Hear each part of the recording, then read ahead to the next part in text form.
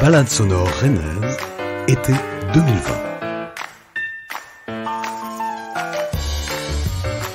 Les temps suspendus du confinement nous ont portés à considérer d'un œil nouveau la ville que nous habitons.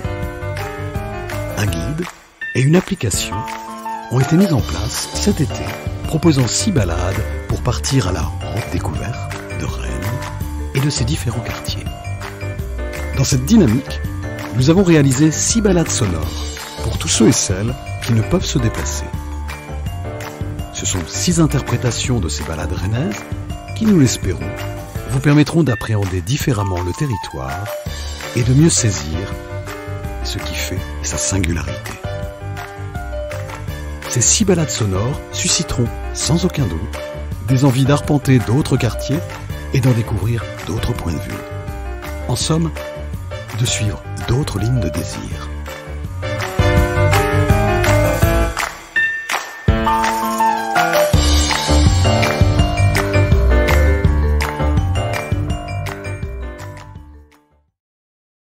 Premier épisode.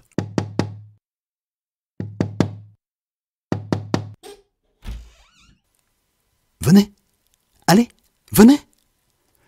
Je vous invite dans une balade sonore. Pas besoin d'attestation de déplacement, juste votre écoute et votre imaginaire. Allez, suivez-moi les yeux fermés. Pour cette première balade, je vous donne rendez-vous au nord-est de la ville. Place de l'Europe, dans le quartier de Maurepas, tout près du parc des Gailleuls. Le quartier de Maurepas est l'enfant des 30 Glorieuses. Vous savez, ces années d'après-guerre où la prospérité fut exceptionnelle. Le quartier de Maurepas, 30 hectares tout de même, s'est développé à partir des années 60, dans ce qui était autrefois le début de la campagne. Depuis, il n'a cessé de croître et de se transformer en un quartier multiculturel. Donc, nous sommes place de l'Europe, qui est un square végétalisé, composé de 2 îlots d'arbres verdoyants et touffus. Un ensemble de mobilier urbain, 2 chaises qui font face à une autre chaise, est scellé dans l'asphalte. Impossible donc de partir avec. N'hésitez pas à vous asseoir. Je vais vous conter la transformation de la tour Néotoa, l'immeuble qui se situe devant nous. Dans le cadre du nouveau programme national de renouvellement urbain, le secteur du Gast, puis le secteur du Gros Chêne, connaissent de profondes transformations depuis plusieurs années, visant à l'amélioration du cadre de vie des habitants et préparant l'arrivée de la seconde ligne de métro. Pour ce faire, cette tour de logement, la tour Néotoa, va être détruite pour permettre la construction d'un nouveau groupe scolaire. Afin d'accompagner les habitants du quartier pendant cette période de travaux, une fresque monumentale, réalisée par une artiste rennaise, a été installée en façade de l'immeuble. Ce projet artistique vise à sensibiliser les jeunes générations aux enjeux environnementaux. Il fait le lien entre la résidence, nos habitations produisant beaucoup de déchets, la démolition de la tour et la construction du futur groupe scolaire. Composée de textiles recyclés, la fresque de 11 mètres de haut sur 6 mètres de large sera ensuite entièrement réutilisée lorsque la résidence sera détruite. Ce premier rendez-vous est assez symbolique. Ellie Holman, cette jeune rennaise aux cheveux roses, est coincée dans son lit suite à une violente crise d'épilepsie qui lui fait perdre la sensibilité du côté gauche. Ellie doit réapprendre à écrire. L'acquisition d'une tablette graphique, un stylet qui permet de dessiner sur un écran, change complètement sa vision et elle se découvre une passion. Elle entame un dessin sans fin. Dans ses dessins, elle souhaite que l'œil du spectateur divague, se perde, que chacun y voit des choses différentes. Alors, imaginez une unique case de bande dessinée, où le moindre espace est utilisé. Pour répondre à cette commande, elle crée un nouveau morceau de son dessin sans fin. La fresque figurative recouvre toute une partie de la façade de cet immeuble Néotoa. Ses couleurs dominantes sont mauve, rose, bleu et jaune, dans des tons pastels. Un seul écrit en anglais, en bas à droite, nous saute aux yeux. Stop shaving the earth. Arrêtez de raser la terre. Le message est clair. Elie Holman nous raconte l'histoire d'une catastrophe écologique dans un marécage avec un dirigeant incompétent qui se laisse envahir de plastique. Une explosion arrive et ce marécage devient un vaste bazar étouffant pour tous, animaux et personnages. Une petite fille, coiffée d'un carré et non de natte comme Greta Thunberg, se met en quête de retrouver l'intelligence du prince, dirigeant, parsemé en 20 morceaux de cervelle et de nettoyer avec son ami robot un à un les déchets. Ici, pingouins, ours polaires, oiseaux migrateurs, mais aussi personnages hauts en couleur, sont enchevêtrés parmi de multitudes d'objets hétéroclites. Il est impossible de décrire la totalité de cette fresque de par son foisonnement de dessins. Juste vous dire qu'en son centre ressort le visage d'une femme portant des bigoudis en forme de pelle à tarte et que cette femme nous prend en photo. Ah oui, j'oubliais. Pendant le confinement, Elie Holman a l'idée de créer un jeu de réalité augmentée. Les enfants doivent aider la petite fille et son robot à trouver et à enlever tous les déchets. Génial, non? Allez, maintenant vous pouvez vous lever de vos chaises. Nous allons traverser le boulevard de Rochester. Récemment, l'élargissement et la végétalisation des trottoirs, la création de voies sécurisées pour les piétons et les vélos ont permis de mieux relier le quartier du Gros Chêne et celui du Gast. À mon tour d'avoir une idée. Pour accélérer notre pas, cette balade étant la plus longue des 6 km tout de même, sautons tous sur un overboard. Vous savez, cette drôle de planche qui roule à l'électricité, tout droit sortie du film Retour vers le futur. Lui aussi est né dans les années 60. Penchez-vous légèrement en avant et imaginez le paysage défiler. Vous pouvez constater que la cime des arbres concurrence le sommet des immeubles. C'est dire la présence de la nature. Face à la future station de métro Gailleul, bifurquons sur la droite, juste devant l'équipement culturel de proximité, la salle Guy Robarts. Impossible de passer à côté sans la remarquer, tant sa couleur orange est voyante. Cet ancien gymnase, construit en 1964, reconverti en 2005 en salle de spectacle, est un bâtiment moderne au toit plat et à la façade mi-vitrée et mi-peinte en orange. La salle Guy Robarts est devenue au fil des années un lieu de découverte et de création artistique incontournable à Rennes. Je vous propose d'emprunter la promenade Odette de Puygueudot, dont l'aménagement a été conçu en collaboration avec les habitants du quartier. Elle longe la résidence des Sonates, à gauche.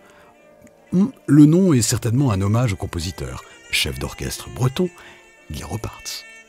Et à droite, 9 habitations individuelles en gigogne. Elles sont drôles, ces petites maisons accolées, toutes similaires, mais de tailles différentes. Je ne vous l'ai pas encore dit, mais vous l'avez certainement deviné, que notre parcours est jalonné d'aires de jeu. Table de ping-pong en béton, toboggan, panier de basket, cage de but. Ah, attention, cela va secouer un peu. La ruelle se termine par une allée de pavés dévorée par la verdure qui préaugure la coulée verte que nous allons fouler un peu plus tard. En attendant, traversons le boulevard des Gailleuls et pénétrons dans l'orée du bois, où nous sommes à l'abri des rayons du soleil ou des gouttes de pluie, grâce au parasol naturel des arbres. Vous entendez? Le bruit de la circulation s'étouffe. Sous vos pieds, si vous descendez de votre overboard, vous pouvez ressentir la terre, l'odeur d'humus et même entendre un ruisseau. Le parc des Gailleuls, créé en 1967, sur les terrains du lieu-dit la Ferme des Bois, est ouvert au public depuis 1978. Il a ensuite été agrandi par l'acquisition de nouveaux terrains, un ancien hippodrome et la ferme des Basses Gailleuls, aménagée pour accueillir des enfants. Étendu sur plus de 100 hectares, ce parc est le plus vaste de Rennes. Il est aujourd'hui une base de plein air, de sport et de loisirs. il a conservé une allure champêtre, soigneusement préservée par un entretien respectueux de sa nature. D'abord planté de conifères, le parc s'est enrichi de plusieurs essences d'arbres tels que des chênes, des merisiers et des peupliers. Les haies bocagères abritent de nombreux animaux, tout comme les abords des étangs et des zones marécageuses. Ainsi, en dehors de la ferme, dans laquelle se trouvent des ânes, des vaches et des chevaux, une centaine d'espèces ont été recensées dans le parc, comme l'écureuil roux, le chevreuil, le lapin de Garenne ou encore la citelle torche-peau. Sacré nom. Et quelle allure! Ce drôle d'oiseau, aux ailes bleu-grises et aux parties inférieures rougeâtres, possède un bandeau noir de pirate qui court de chaque côté de sa tête. Sinon, est-ce que vous saviez que les Gailleuls offrent la possibilité aux randonneurs de rejoindre la forêt de Rennes sans passer par la route? Il suffit de suivre les balises blanches et rouges du GR 39 direction le Mont-Saint-Michel. Et oui, le concept de ville archipel a structuré le développement de Rennes et de son agglomération durant les dernières décennies. Il en est aujourd'hui l'un des signes distinctifs à l'échelle nationale. La ville archipel est constituée d'une ville, centre, enclose dans sa rocade, comme elle le fut autrefois dans ses anciennes fortifications, et d'une succession d'îlots urbains bien délimités par des espaces naturels et agricoles préservés. En d'autres termes, un archipel de petites villes et bourgs autour de Rennes, au sein d'un océan de campagne. Rennes a l'ambition d'être une ville sans banlieue, ce qui est particulièrement visible vu du ciel ou en longeant la rocade. La ville et la campagne entretiennent dès lors d'étroites relations d'interdépendance. Ainsi, aux portes de la ville, à quelques minutes du centre de Rennes, la campagne préservée déploie ses paysages de bocage et offre l'opportunité d'une évasion champêtre. Remettons-nous sur nos terribles engins tout-terrain et quittons le parc des Gailleuls. Penchons-nous pour accélérer légèrement et longeons sur quelques centaines de mètres la rocade nord pour atteindre la coulée verte. Elle est verte, mais elle a bien failli être grise. Dans les années 70, la municipalité envisageait la création d'une pénétrante pour canaliser le trafic automobile de la rocade nord vers le centre-ville. Les riverains s'opposèrent au projet. Au fil des ans, la végétation a repoussé sur le terrain abandonné, dessinant une coulée verte 22 fois plus longue que large.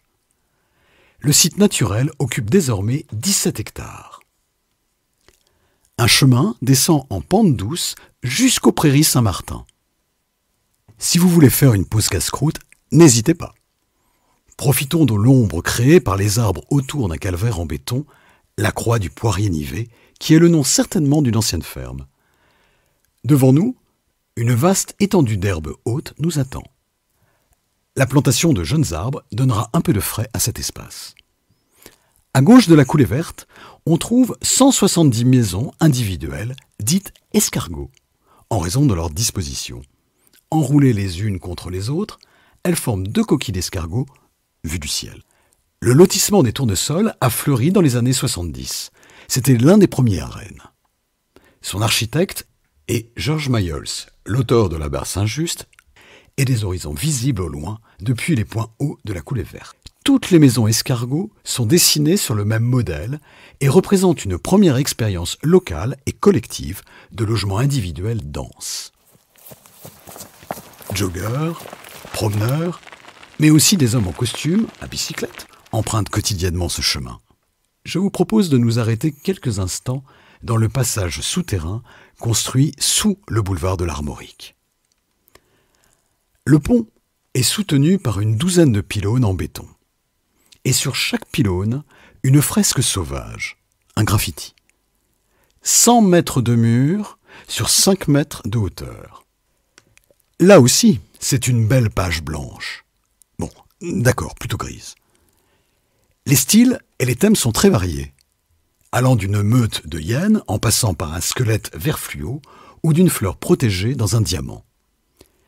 Si j'en crois cette maman que nous venons de croiser à vélo, accompagnée de ses 2 enfants cartables sur le dos, les artistes de rue se font d'incessantes battles. Cette maman a observé de nouvelles créations chaque semaine.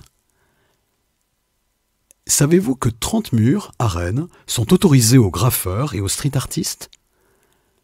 Le dessous du pont de l'Armorique est l'un d'eux. J'aurai l'occasion dans les autres balades de vous parler de certains de ces artistes. Sortons du souterrain et revenons vers le boulevard de l'Armorique qui passe au-dessus. Un drôle d'arbre nous attend. Un tronc en béton, surmonté d'une structure bleue de forme étoilée. C'est un musière. En breton, maison à oiseaux ou cage à poules. Conçu par des architectes français et internationaux à l'initiative de l'agence ALTA. 8 nichoirs ont été produits sur un axe de 8 km traversant la ville du nord-est au sud-ouest.